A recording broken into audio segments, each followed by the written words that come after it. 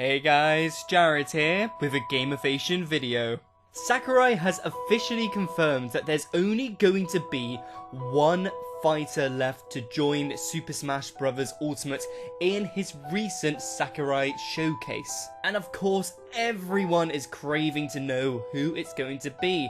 And in turn, people are trying to rack their brains to figure out who it is. And I very much enjoyed checking over these theories and discussing my thoughts and opinions. And well, of course, getting your guys' thoughts and opinions on them as well. If you're new here, be sure to drop us a like and subscribe if you want to. Of course, it really helps the channel out and I will really appreciate it. And at the end of the video, give me your thoughts and opinions of your own theories. I absolutely love reading through the comments. It's just so interesting, and sometimes I've even made videos based off of some of your guys' comments. So you never know, your comment could be one of my next videos. I've seen this theory spring up in the past, but I've never really taken too much notice of it. But with the announcement of Kazuya, it's actually given this theory a little bit more credibility.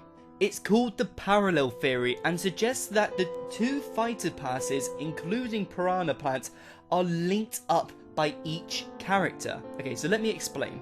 Joker and Pyra and Mithra link up because they're from the JRPGs.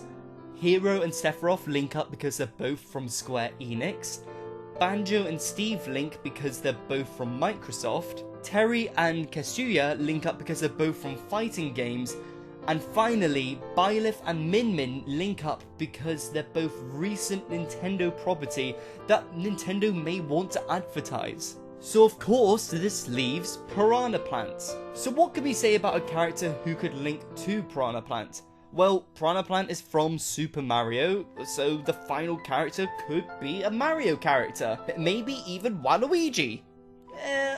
Well, not necessarily. It's still a possibility, but none of the links between the fighter passes are due to them being in the same game. The closest we get are from the same company like Square Enix or Microsoft, but none of them have been from the exact same game, so that's looking relatively unlikely. Okay, so we know Piranha Plant is from Nintendo, so I don't think it's going to be too far-fetched to assume that the last character is going to be from a Nintendo game. That also backs up the idea of Nintendo wanting to give their own company property the last bit of huge advertisement, as so many eyes are going to be on this final character announcement. And well, it's unlikely that Nintendo are going to want to give this huge advertising opportunity to a third-party franchise. And the theory somewhat makes sense, as they may have predetermined boxes that they want to fill within each fighter's pass to ensure it's a well-rounded sort of fighter's pass and it can appeal to majority of people. But can we take this prediction one step closer?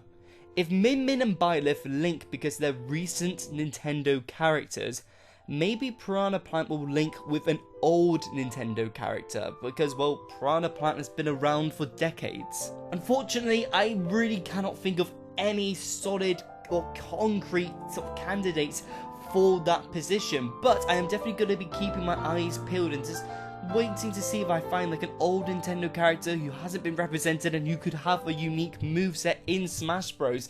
And, well, I'll let you guys know as soon as I can think of that. One thing that really appeals to me in this theory is the idea of balancing the fighter passes out. The main aim of the Fighters Pass is to introduce non-Nintendo fans into Smash Bros, which is why we've always seen third-party characters announced at E3, as it's a brilliant opportunity to get non-Nintendo eyes interested in Smash through using a character they may recognise in the game. So this idea of predetermining what boxes you want to tick in order to appeal to the masses really does make a lot of sense. So I strongly believe that the final fighter we'll be getting in Smash Bros. Ultimate will indeed be of Nintendo property. But the big question is, who will it be? What do you guys think of this theory? Do you think this theory holds up, or do you think it's absolute nonsense? And, well, of course, let me know who you think this final character is going to be and why. Do you think it's going to be a Nintendo character? Do you think it's going to be a third-party character? And if it is a Nintendo character, do you reckon it's going to be like a new character from a new game, or do you reckon it's going to be an old-school character? Like I said, be sure to let me know in the comment section below, and be sure to subscribe for all things Nintendo.